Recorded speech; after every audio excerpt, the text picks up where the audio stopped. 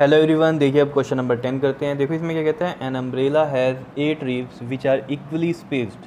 देखो जैसे यहाँ पर ये आपको अम्ब्रेला दिखाई दे रही है, ठीक है। इसमें तो आपको कितनी रिब्स दिखाई दे रही हैं, ये 5 दिखाई दे रही हैं, 1 2 3 4 5, क्योंकि देखो ये आपको फ्रंट वाला पार्ट दिख रहा है। देखो इसमें ये वाली ऐसे पीछे जा रही होगी, ये वाली ऐसे इधर पीछे जा रही होगी, ये वाली ऐसे इधर पीछे जा रही होगी, और ये वाली तो ऐसे आ ही रही है, ठीक है ना।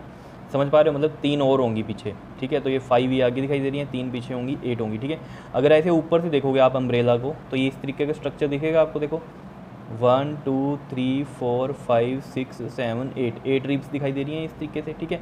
और ये कितने पार्ट्स में डिवाइड हो रखा है, ये पूरा 8 पार्ट्स में ही डिवाइड हो रखा है, ठीक है। अगर आप इसके लिए देखो 1 2 3 4 5 6 7 8, ठीक है। अब देखो रिब्स क्या है, इस चीज़ को आप ऐसे समझ सकते हो, जैसे आपने देखा होगा ह्यूमन जो स्केलेटन होता है उसमें देखा होगा आपने कि रिब्स दिखाई देती हैं, ठीक है। इस तरीके से मैं अगर यहाँ पर सही से बना पा रहा हूँ, ठीक है। ऐसी रिब्स होती हैं यहाँ पर चेस्ट के पास, ठीक है। तो ये होती हैं कर्व्ड बोन्स, तो यहाँ पर भी ये कर्व्ड वायर्स हैं, ठीक है। इसलिए इनको क्या बोल दिया है, अम्ब्रेला की रिब्स बोल दिया है। Clear.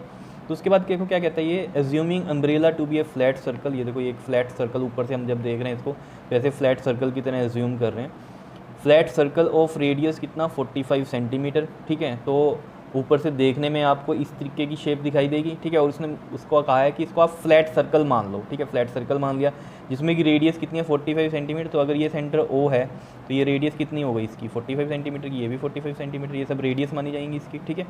Now find the area between the 2 consecutive ribs of the umbrella, ठीक है।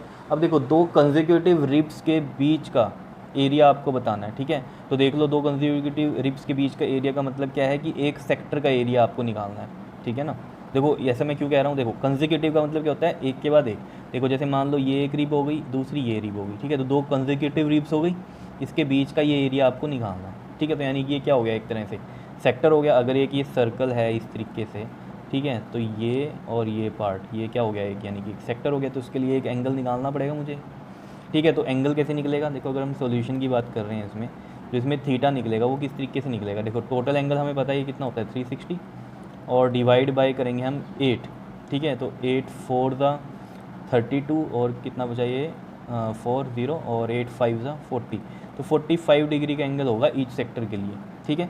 और 2 कंसेक्यूटिव रिब्स के बीच का एरिया निकालना है, यानी कि एक सेक्टर का एरिया निकालना है। तो देखो कैसे निकालेंगे, हम यहाँ लिखते हैं area between the 2 consecutive ribs.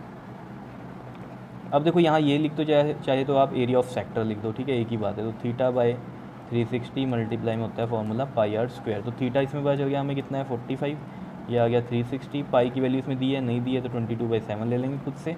Are हमें पता चल गया था कितना था, ये 45 सेंटीमीटर का। तो 45 को 2 बार मल्टीप्लाई करेंगे, बिकॉज स्क्वायर है, आर स्क्वायर है, तो रेडियस को 2 बार हम मल्टीप्लाई कर देंगे यहाँ पर, ठीक है। आया समझ में। अब देखो ज़रा इसमें हम कैसे कर सकते हैं इसको।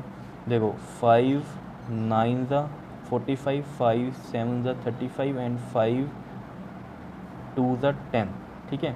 और 2 1 1, और 2 3 ज़ा 6, एंड 2 6 ज़ा 12, एंड 9 4 ज़ा 36, ठीक है।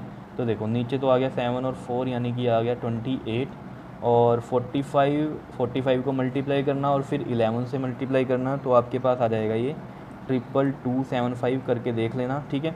और सेंटीमीटर में थी इसकी रेडियस, तो एरिया किस में आ जाएगा, सेंटीमीटर स्क्वायर में, ठीक है जी।